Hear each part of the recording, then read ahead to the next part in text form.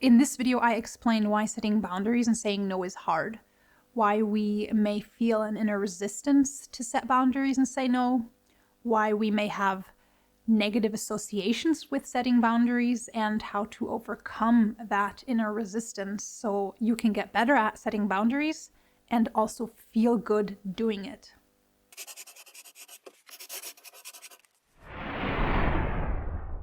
Hey everyone, and welcome to Becoming an Expert at Self-Leadership. I'm Maika, and this channel is filled with nuggets from psychology that support you in your self-leadership. So welcome to the mine.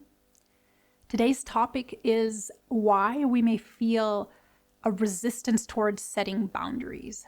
A boundary is something that protects you, your time, your energy, your priorities, values, commitments. And in a life without any boundaries, you become like a piece of driftwood on the ocean, randomly tossed around by the waves without any direction.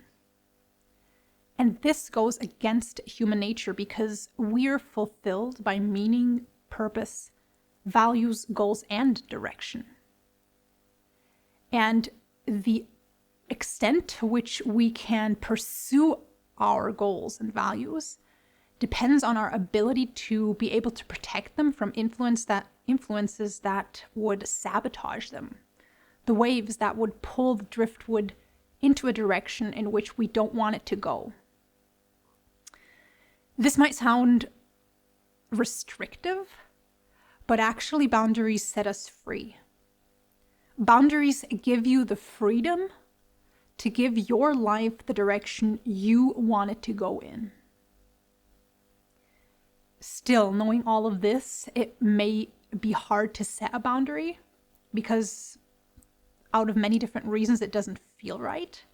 So let's take a look at why that is and how we can overcome this inner resistance to setting boundaries. Number one, not knowing where your boundaries are. Reason number one, we resist setting a boundary is that we're not sure where it is. If we're not sure where we want to set our boundary, it's going to be hard to communicate it. Some examples are, which direction do I want my job to go into, and which projects and tasks would support it from happening? What time do I want to leave the get-together to be in bed on time? When am I available for phone calls, and when am I not available? How many hours a week or month do I have to invest into someone else's project? How often do I want to meet someone? Which discussions do I want to be involved in, and which ones do I avoid? What kind of behavior do I expose myself to, and what is not okay with me? So the first place to start with overcoming resistance to setting boundaries is finding your answers to all of these kinds of questions that give you an answer where your boundary is so you can set it, communicate it, and defend it if necessary. And something that helps in getting better at knowing where your boundary is observing yourself mindfully in these kinds of situations. Observe your emotions. If you become slightly irritated, frustrated, angry, or if you feel joy, excitement, or a pull towards something, these are all signs that you perhaps need to set a boundary, or that you want to go into a certain direction and need to set a boundary to protect that. And please do not set your boundary too low. You deserve to be treated well, and you deserve to set your boundaries where they are. So start by gathering information, observing, and becoming clearer about where your boundaries are. Number two, not feeling worthy of boundaries. This comes from a place of not feeling like you deserve to have a boundary.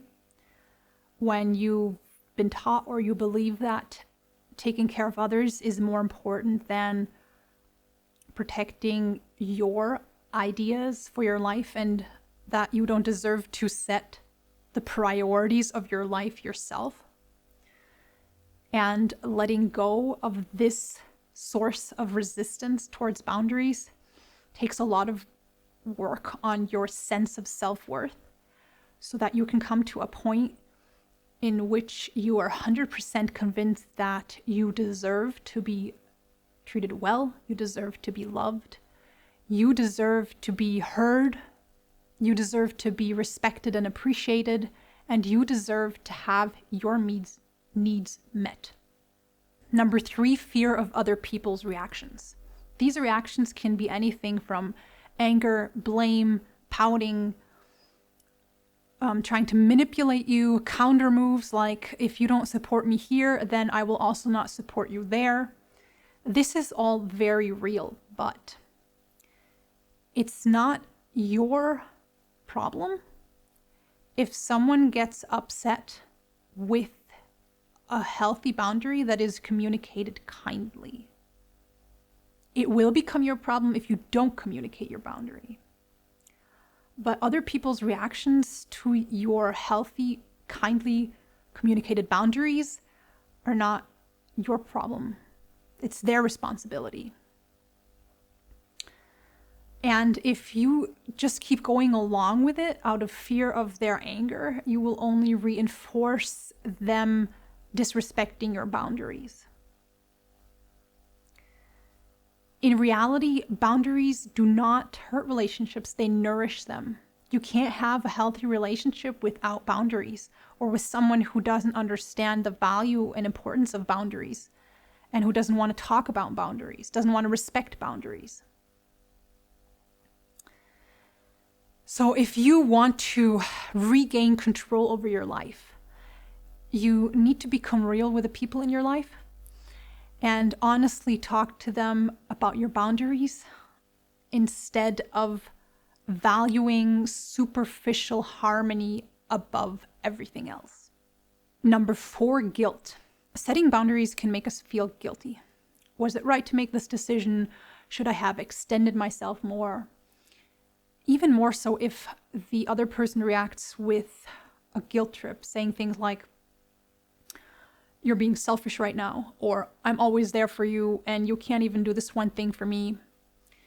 And the only reason these messages have any kind of effect on us is because part of us agrees with them. Part of us feels like we're being mean and that setting a boundary is selfish. To let go of this source of inner resistance, we need to restructure our beliefs around setting boundaries, that they're selfish, and understand that it's a completely natural thing to do, and that it is up to you how you want to spend your time, your energy, and resources. It's your life. It's completely 100% your decision. And it's not your job to give anyone just anything they want of you.